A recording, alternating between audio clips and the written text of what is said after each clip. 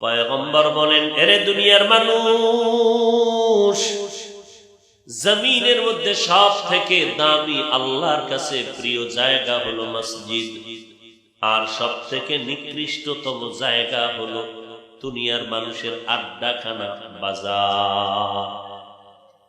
আল্লাহর ঘর মসজিদ বড় সৃষ্টির শ্রেষ্ঠ জায়গা, আর এই ঘরে যারা ঢুকবে তারা সৃষ্টির শ্রেষ্ঠ মর্যাদার মানুষ, এরা আল্লাহর শ্রেষ্ঠ মেহমান। ওই আল্লাহর বাড়িতে যখন বান্দা শ্রেষ্ঠ ইবাদত নামাজ আদায় করার জন্য যখন মানুষ মসজিদে যায়,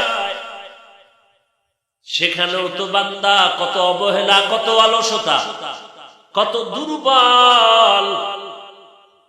বিয়ার অনুষ্ঠানে মানুষ যাওয়ার জন্য আগের থেকে প্রস্তুতি নেয়, আগের থেকে এলান দাওয়াত পাইছে, আগামীকাল 2টায় অমুক বাড়ি বিয়ার অনুষ্ঠান, যাবা না? দাওয়াতি কার্ড এসে গেল, হ্যাঁ যাব।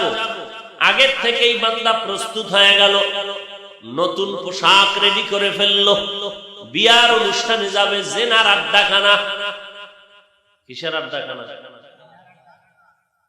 এরে নবীর আশিক, হাজারে 2-4টা বিয়ার অনুষ্ঠান পাওয়া যাবে কিনা সন্দেহ। যেখানে নবীজির সুন্নাত তরিকায় বিবাহ সম্পাদন হয়, অধিকাংশ বিয়ার অনুষ্ঠানের মধ্যে দেখা যায় শুধু গুনাহ আর গুনাহ প্র্যাকটিস চলতেছে। বেপরদার সয়লাভ। অথচ হাজী সাহেবের বিয়া, হাজী সাহেবের মেয়ে ছেলের বিয়া, এমন কোন গুনাহ নাই। ইনডাইরেক্ট আর ডাইরেক্ট সেখানে গুনাহের কাজ হয় না। বাধা দিবে কে? কোনো কায়দা নাই, বাধা দেওয়ার কোনো সুযোগই নাই। সে সমাজের ঘৃণিত বান্দা হয়ে যাবে যদি বাধা দিতে যায়।